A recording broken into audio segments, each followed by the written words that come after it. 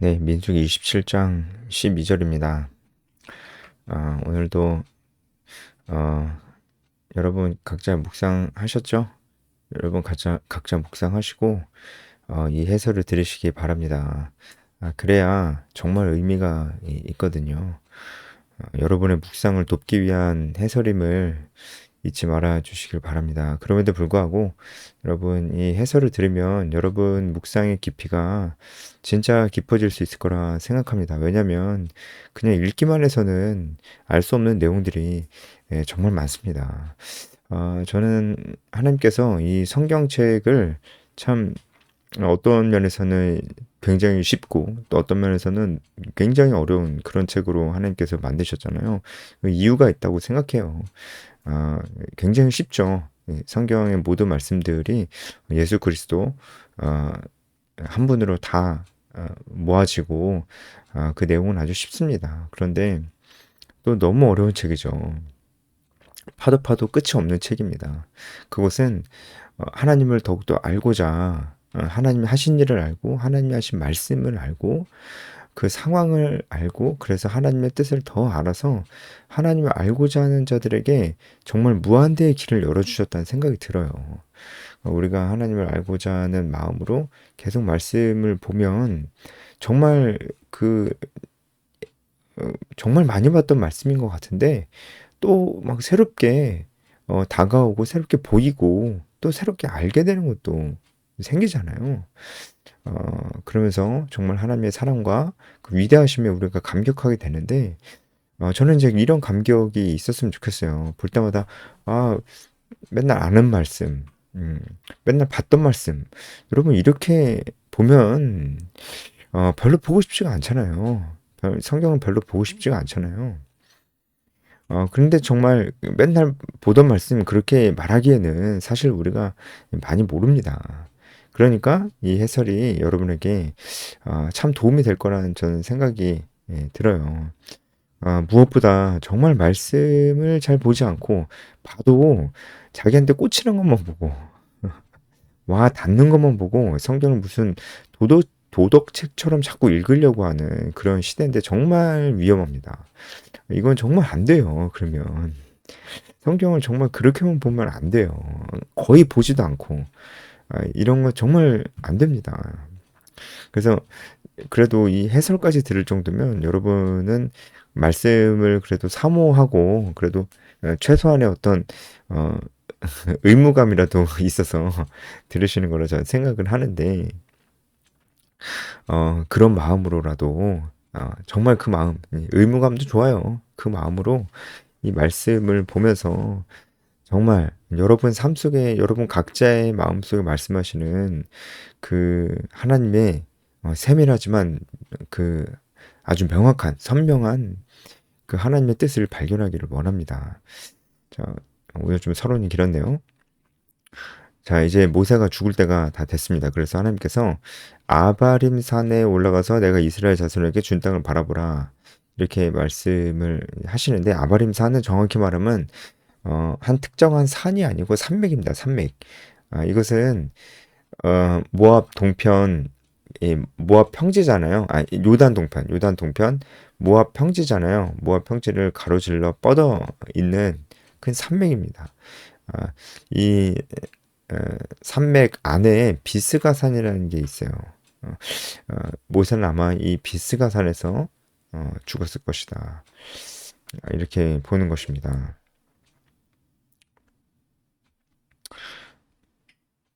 그리고 이 비스가산에 올라가라고 이제 하시는 것입니다. 네, 어, 비스가산에 올라가라고 하시는 것입니다. 음, 그리고 모세가 죽을 것을 말씀을 하십니다. 그리고 그 이후에 대해서 14절에도 말씀을 하십니다. 이 무리바 사건에 대해서 말씀을 하시죠. 여러분 이 사건 기억나시죠? 어, 하나님의 거룩하심을 모세가 나타내지 않고 어, 하나님이 아닌 자신이 이 하나님 앞에 섰었던 그런 사건입니다. 그래서 사실 이 한 번으로 하나님께서 이 한 번으로 모세를 이렇게 가나안 땅도 못 들어가게 하시는 게 너무한 것이 아니냐 이런 생각이 들 수 있는데 그 한 번이 너무나 큰 잘못이었어요. 그래서 하나님이 또 그 자리에서 죽이지 않으시고 어, 가나안 땅을 밟지 못하는 정도로만 하시는 거잖아요. 그렇죠? 우리는 늘 이 죄가 얼마나 심각한 것인지 알지 못합니다. 우리는 정말 예수님 없으면은 우리 존재 자체가 절망적이라는 것을 알아야 될 필요가 있습니다. 예, 모세가 반역했던 하나님 앞에 반역했던 하나님을 거역했던 그 사건에 대해서 한 번 더 말씀을 하십니다. 모세가 15절부터 얘기를 하는데 한 사람을 세워달라고 이렇게 얘기를 합니다. 모든 육체의 생명의 하나님이시여 원하건대 한 사람을 이 회중 위에 세워서 이렇게 얘기를 합니다. 여기서 세워서라는 뜻은 이프코드라는 히브리어인데 이 히브리어 이프코드를 우리가 한번 잘 살펴보기를 원합니다. 모세는 사람이 세워지길 바랬습니다. 자기가 죽은 후에도 사람이 계속적으로 세워지기를 바랬습니다. 이것이 정말 맞는 것이죠. 하나님 보시기에도 모세의 이 기도는 정말 맞는 기도였습니다. 하나님 뜻에 합한 기도였습니다. 왜냐하면 왜 이런 얘기를 하냐면 사실은 하나님께서 아무도 세우지 않으셔도 홀로 일하실 수 있죠. 당연하죠. 그렇지만 그게 하나님의 뜻이 아닙니다.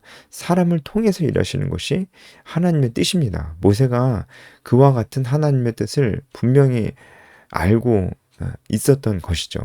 그런데 이제 그 사람을 누가 세우냐? 하나님께서 세우시는 거니까 결국 그 사람 위에 있는 최종적인 궁극적인 근본적인 권위가 하나님께 있다는 것을 또한 나타내는 거기도 합니다. 모세가 방금 자신이 저질렀던 과오에 대해서 들었잖아요. 무리바 사건이 그랬으니까. 그 사건을 들으면서 다시 한번 진짜 권위가 하나님이시고 이스라엘의 진짜 왕이 하나님이시고 나는 그 하나님의 뜻을 따라서 이 이스라엘을 인도하는 자구나. 내게 있는 권위는 하나님께서 주신 위임 권위구나라는 걸 다시 한번 느꼈을 거예요. 자신의 그 잘못을 생각을 하면서. 그러니까 지금 이제 그 이스라엘의 또 한 명의 모세와 같은 지도자, 권위자가 세워지는데 하나님 그 사람의 권위는 하나님께로부터 오는 것입니다. 그리고 모세가 분명히 그런 생각도 했을 거예요. 그 사람은 저 같은 잘못을 범하지 않게 해주세요. 이런 마음도 간절했을 겁니다. 그러니까 그 사람이 그럼 어떤 과오를 범하면 안 되는 것입니까? 바로 내게 있는 이 권위가 내 것이 아니고 하나님에게로부터 왔다는 것을 절대로 잊지 않는 그런 사람입니다. 그래야 모세가 저질렀던 과오를 다시 반복하지 않는 것이죠. 그런 사람이 세워지기를 모세가 얼마나 바랬을까요? 그리고 일단 사람이 세워져야 됩니다. 하나님은 사람을 통해서 일하시는 것을 모세가 알았기 때문입니다. 그리고 그 사람은 정말 굉장히 큰 권한을 갖게 되는데 모세도 그랬잖아요. 굉장히 큰 권한을 갖게 되는데 그 사람 반드시 알아야 될 것은 이 권한이 나에게로부터 나오는 것이 아니고 하나님께서 그냥 주시는 것이다. 하나님의 권위인데 나에게 위임해 주시는 것이다. 그러니까 나는 아무것도 아니다. 난 하나님 뜻대로 하는 것이 중요하다. 라는 것을 분명히 알고 있는 사람이어야 된다는 것입니다. 그래서 모세가 여기서 이 회중에 세워서라고 할 때 이 세워서라는 단어의 뜻이 두 가지 뜻이 있다고 보면 돼요. 첫 번째는 이 if 코드인데 이 첫 번째는 어떤 뜻이냐면 찾다 갈망하다라는 뜻이 있어요. 무엇을 막 찾는 거예요. 그리고 굉장히 갈망하는 거예요. 이런 뜻이 있고 두 번째는 임명하다 맡기다라는 뜻이 있어요. 찾는다는 뜻이 있고 그리고 임명한다는 뜻이 있어요. 여기에는 이 두 가지 의미가 다 쓰이지 않았는가 이런 생각이 듭니다. 일단은 그런 사람을 찾아야 되잖아요. 그리고 그런 사람이 세워지는 게 너무 중요하잖아요. 그래서 굉장히 그런 사람이 세워지기를 정말로 갈망하는 겁니다. 너무 원하는 겁니다. 그리고 그런 사람이 어디 있는지 찾아보는 겁니다. 이런 의미가 다 있는 거예요. 한 사람을 세워서 할 때 이 사람은 어떻게 세우냐 찾아야 돼요. 그리고 그런 사람이 있기를 정말 성령 충만하고 정말 하나님께서 그 권위를 위임해 주셨다는 것을 알고 겸손하고 하나님의 뜻을 아는 그 사람이 어디 있는지를 찾게 되기를 갈망하는 거예요. 그리고 그 사람한테 권위를 줘야 됩니다. 그 사람을 임명해야 됩니다. 여러분, 저는 이 일이 너무 중요한 일이라 생각해요. 왜냐하면 하나님께서도 지금도 사람을 통해서 일하시기 때문이죠. 지금도 사람을 통해서 일하십니다. 지금도 하나님께서 얼마든지 홀로 일하실 수 있지만 그러지 않으시고 사람을 통해서 일하시기를 기뻐하시잖아요. 그렇다면 지금도 여전히 중요한 문제가 무엇이냐? 바로 하나님께로부터 받은 이 위임권이 하나님께로부터 받았다고 하니까 여러분 뭐 되게 특별한 성직자 이런 게 아닙니다.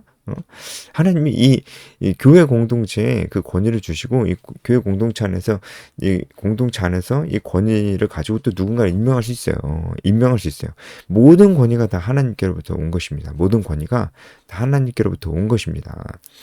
어쨌든 지금도 우리 공동체에 필요한 것이 바로 이렇게 리더가 세워지는 일이라고요.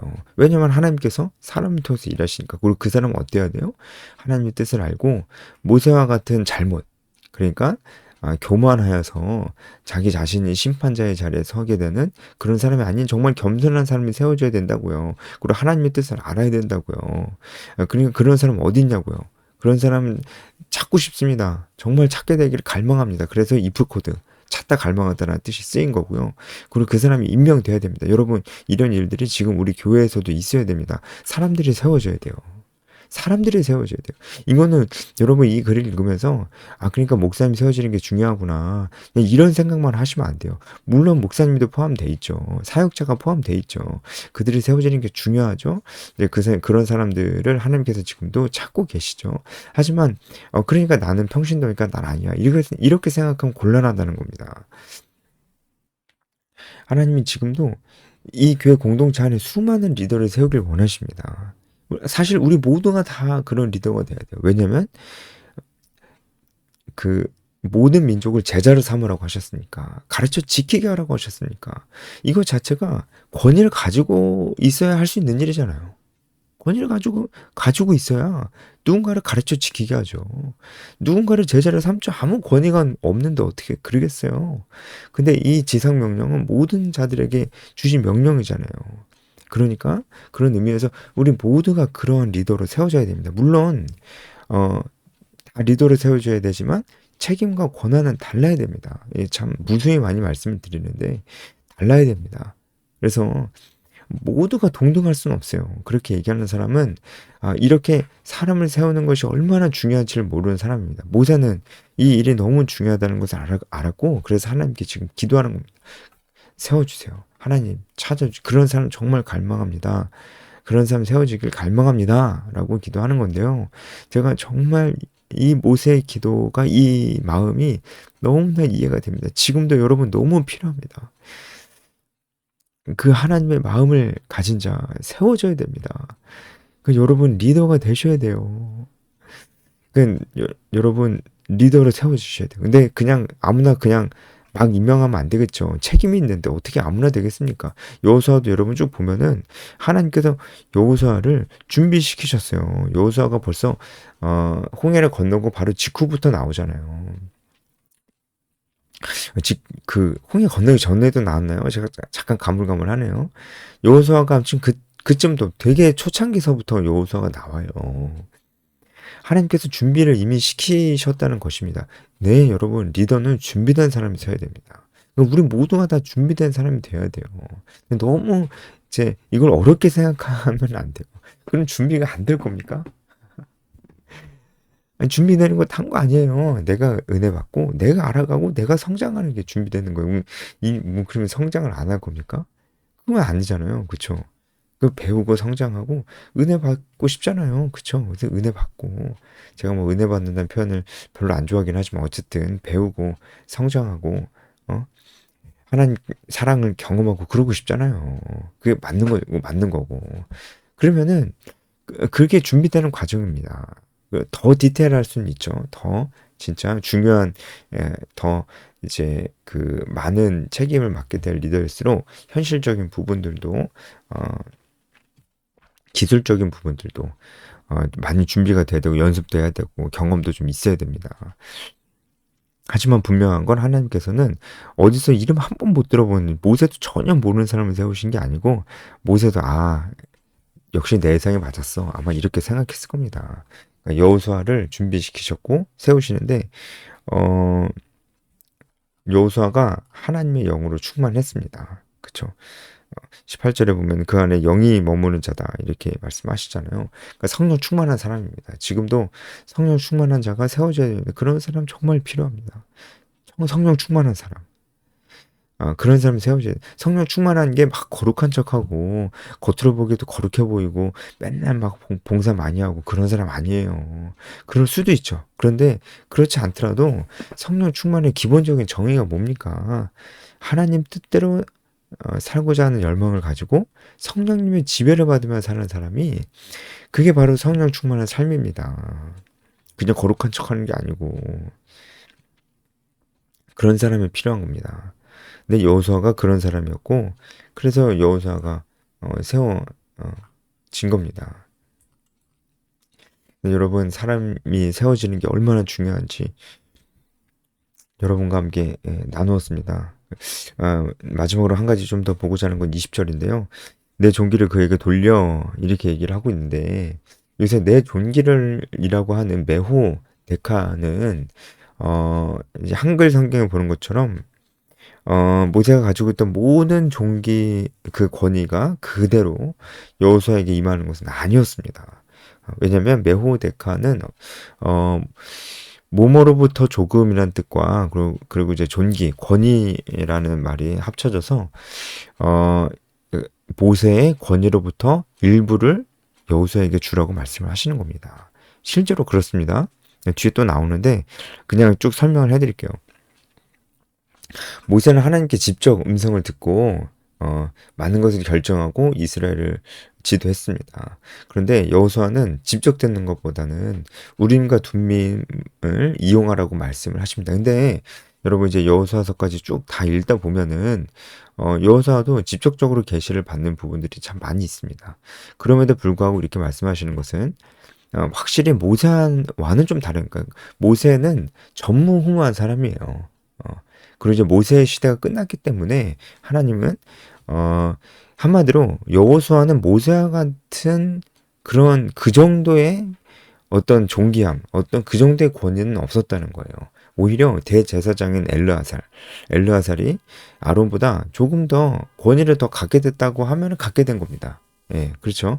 왜냐면은 결국은 대제사장인 엘르아살이 가지고 있는 우림과 둠밈을 통해서 뭔가 결정이 되기 때문에 그렇습니다. 여러분 이 우림과 둠밈을 가지고 결정하는 것도 결국은 이제 말하자면 제비뽑기처럼 결정을 하는 건데 이것도 그냥 제비뽑기가 막 생뚱맞게 그렇게 그 결과가 나오고 이제 그런 게 아니고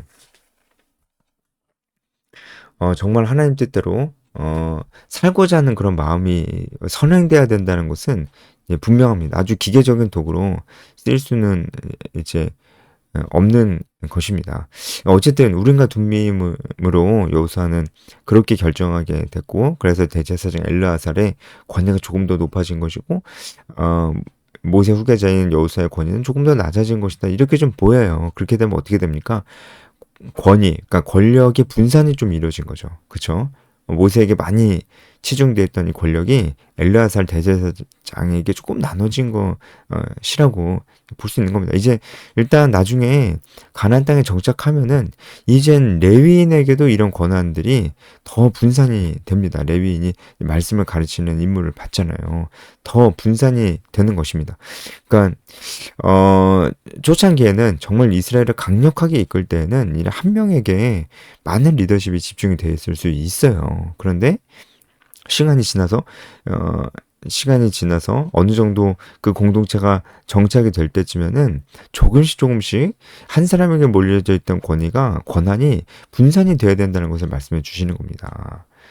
그러니까 지금 우리 한국교회를 생각했을 때 권한이 너무 담임 목사님이나 보통 그렇죠. 담임 목사님에게 이런 권위가 너무 집중돼 있어요. 너무 집중돼 있으면은 음, 여러분 안 됩니다. 담임 목사님 무시하고 끌어내리라는 얘기 절대로 아니고요. 당연히 존중하고 우리가 따라야 하겠죠. 순종해야 하겠죠. 여기도 나오지만 이제 어 모세가 여호수아를 온 회중 앞에서 임명식도 하고 회중 앞에 세우고 어 그에게 안수하여 위탁하되 여호와께서 모세에게 명령하신 대로 하였더라. 그러니까 이렇게 한 것은 온 회중이 이제 여호수아의 말에 순종해야 될 것을 공표한 것이죠. 그리고 이제 여호수아의 권위가 하나님께로부터 왔다는 것을 또 공표하는 것이었습니다. 그러니까 온 회중은 여호수아의 말을 들어야 돼요. 들어야 됨에도 불구하고 지금 우리 한국계를 얘기하다가 잠깐 얘기했는데 한 사람에게 계속해서 리더십이 계속해서 집중되어 있는 거는 그 사람, 그러니까 담임 목사에게도 안 좋습니다. 순수하게 시작한 사람도 그런 분위기 속에서는 교만해질 수 있어요. 사람이 바뀐다고요. 그러니까 그런 환경은 좋지 않아요. 그리고 교회 공동체 전체적으로도 그런 구조는 굉장히 불안한 구조입니다. 왜냐하면 리더십이 한 사람에게 완전히 쏠려 있을 때 그 한 사람에게 무슨 일이 생겨요. 질병이 생기거나 아니면 무슨 사고가 생기거나 그래서 리더십이 교체가 되어야 할 때 그때 공동체 전체가 흔들리는 거예요. 안 됩니다. 크고 작은 리더들이 많이 있어야 됩니다. 마치 기둥이 많이 있듯이 그렇게 기둥이 많이 생길 때 공동체는 안정적인 거예요. 우리가 이 사실을 알고 그 무슨 말입니까? 한마디로 맨 처음 들었던 말씀 여러분 우리가 다 리더가 되어야 됩니다. 여러분 우리가 다 하나님이 여러분을 찾으십니다. 우리가 그런 삶을 살아야 됩니다. 그래서 모든 민족을 제자로 삼으라고 그랬고 가르쳐 지키게 하라고 이 지상 명령을 모두에게 하신 겁니다. 여러분 정말 그런 훌륭한 리더가 됐으면 좋겠습니다. 여러분 우리 모두가 그런 리더가 됐으면 좋겠습니다. 모세 이후에 이제 여호수아라는 또 한 명의 지도자가 세워지는 것을 보면서 하나님께서 사람을 통해서 일하기를 원하신다는 것을 우리가 분명하게 보았고 그 한 사람은 준비된 사람이고 하나님 뜻대로 살고자 하는 강한 열망을 가지고 있는 성령 충만한 사람을 세우기를 얼마나 갈망하시는지 하나님께서 우리가 좀 묵상을 해봤습니다. 여기까지 하겠습니다.